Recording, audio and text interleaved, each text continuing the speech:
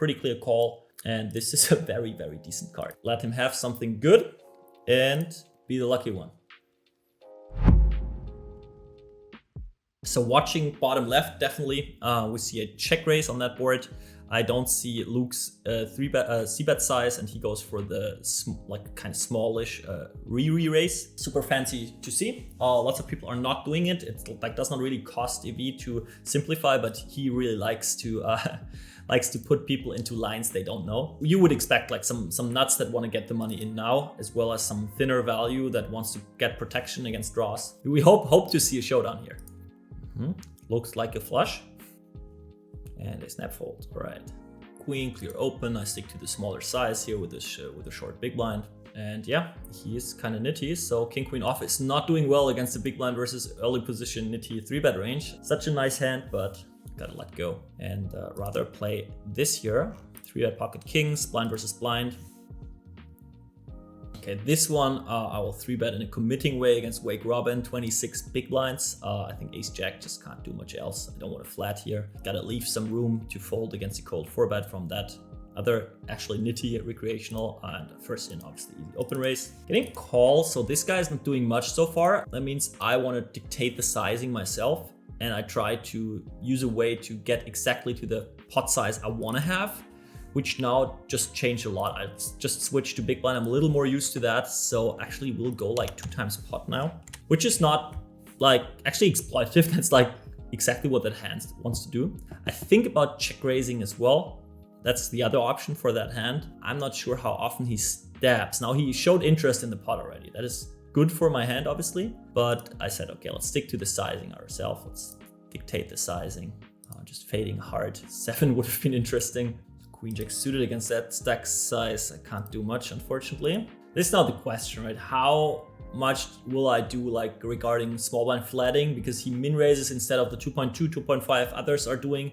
The potential weaker player is to my left, so I want to have him in the hand because the value is partly coming from there. And that is like a thin line with lots of hands that are just not good enough to 3-bet. Like the weakest suited king that I would ever 3-bet here is king 9 suited. What about king 8 suited, king 7 suited? Those would be the flatting candidates to start with. The lineup is forcing me to come up with a strategy on the go, which is obviously tough because you only see one hand and you kind of want to do something with that exact hand instead of really thinking the range through. Pocket force now. If he was deeper, I'm definitely flatting here. That's like a low frequency flat in theory with 400 big blind stacks, but exactly for the reasons described. But his squeeze jam potential just kills it for me.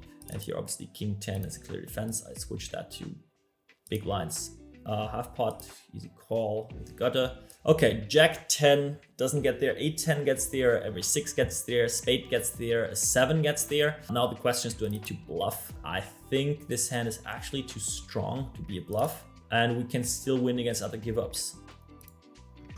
Or the same hand, okay. Okay, he uses min raise and now he uses 3x. That's kind of interesting. I mean, my hand is an easy defend, but something to keep an eye on. I hope to check down ace high, not doing anything. And the 3x is really just screaming strength to me from an unknown player. So check. I think I have to give this a go. I don't like it, but the queen is really bad as well. I want to see a showdown, but I'm definitely not paying. So yeah, what was it, like 30% into like 65%, something like that. It's a weird sizing pattern combined with that 3x preflop. So I try, like whenever, I never played this guy heads up. So let's try to get some, information going. And that 10-9 off, like I just put him on ace x and then we are good. Now he limps. So far we have seen min raising, 3xing and limping. Yeah, this year I think we have multiple options against him, especially. He's not doing much, so I play my hand more or less. King, queen, I'll go for a check here. Check call, and still like I have decent showdown value. Actually in the 10-9 same thing. Expect him to have an ace as always. 4-3, okay, pure give up. 7 is obviously strong bet size, but my king queen with a nut got shot. King and queen kind of nutted as well. Pretty clear call, and this is a very, very decent card to be honest. Hope that he doesn't check back with like a good 10 now. Let him have something good and be the lucky one. That's now interesting. He went pot turn into 75. He downsized the river. Like before, he had like a different pattern where he sized up. Lots of things to read into actually here. So it would be really, really good to see some showdowns. This here is sometimes a 3-bet, not this time, ace jack off. half pot again. This is what he did with his gut shot before with the king 10, where we had king 10 ourselves. Cutoff versus big blind. Pocket eights is actually not 100% defend, but we'll call it. And another half pot. That feels like really, really drawy right now. Like on that card, not going bigger. Could obviously be queen 10. Like I hope to see another half pot or the check back, obviously. Half pot, super like, all right. I mean, this is just a good sizing, right? I don't know whether he is a recreational or not. Okay, random ace. I think we have better than that. 89 doesn't force us to catch. This is a call. This is a call.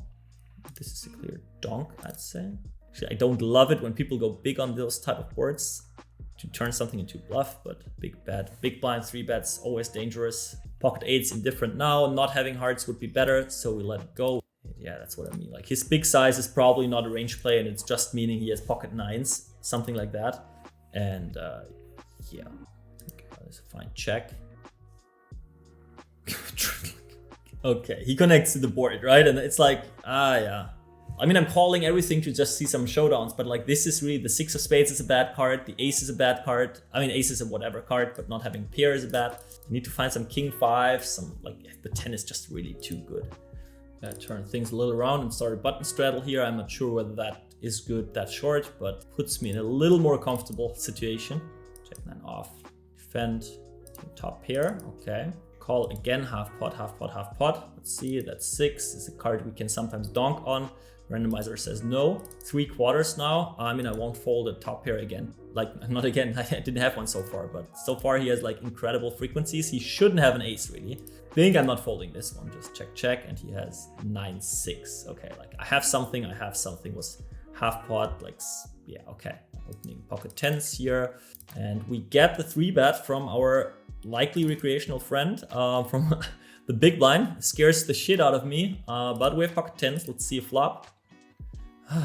This guy is playing kind of nuts only. He 3-bets from the big blind, so I put him on like jacks plus ace king in a way. We didn't hit a set, and I'm not interested in like, is he playing ace king like that? I think there's a good chance he's playing that in a different way. Yeah, I will just fold here. Every solver will tell you that this is a clear call because we beat so much of his range, but his range is different. Played a lot with him already, so I'm very, very certain about that one.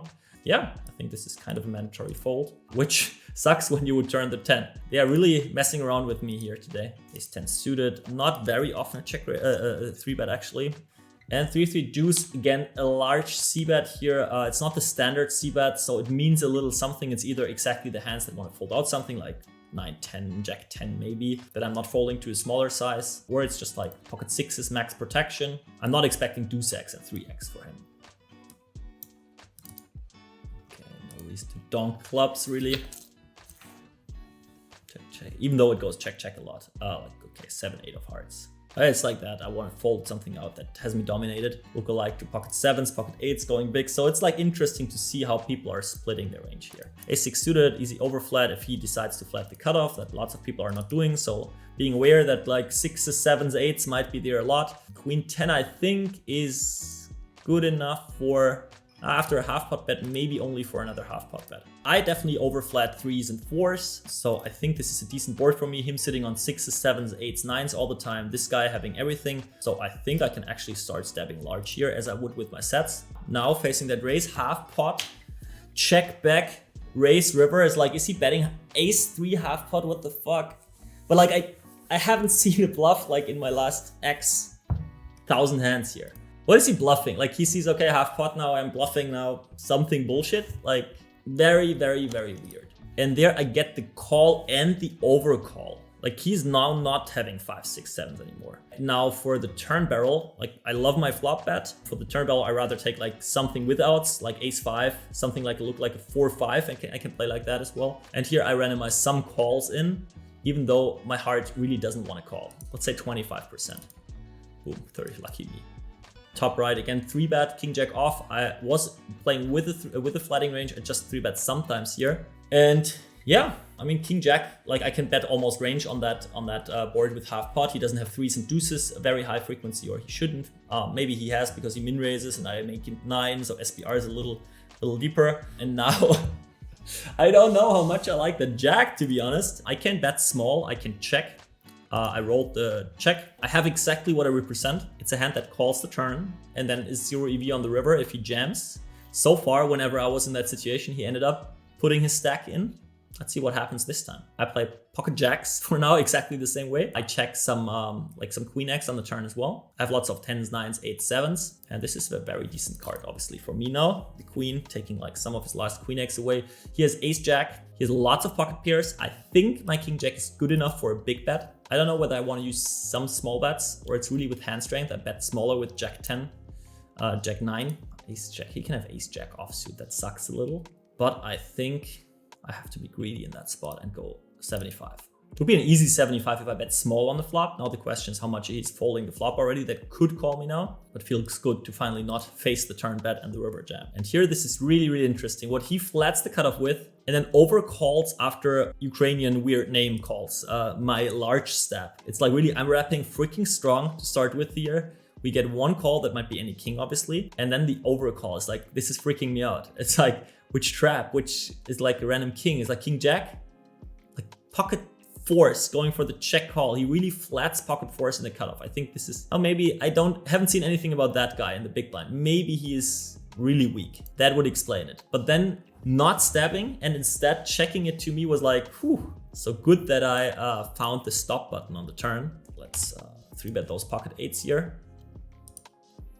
Oh, okay, so we 3-bet MP versus under the gun, get the button overcall from the kind of unknown wild card, and get the board that freaking smashes his flat call range. I mean, I think I gotta check my range here. He could have like pocket 8s, pocket 7s, and so on. I think I range check here actually, like my ace king, ace queen, all has to give up. This guy can have pocket jacks, pocket 8s, pocket 7s, full frequency in the range that is only that. So yeah, I mean, I have clear equity.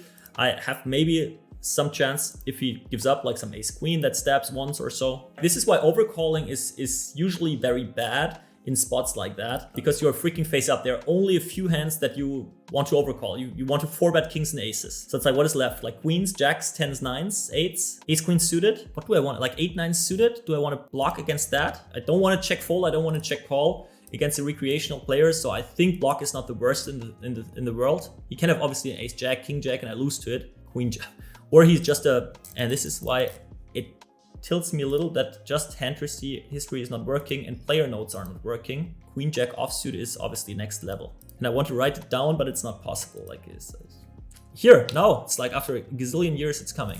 Button, cold call, 3-bet, queen jack off. Here we go.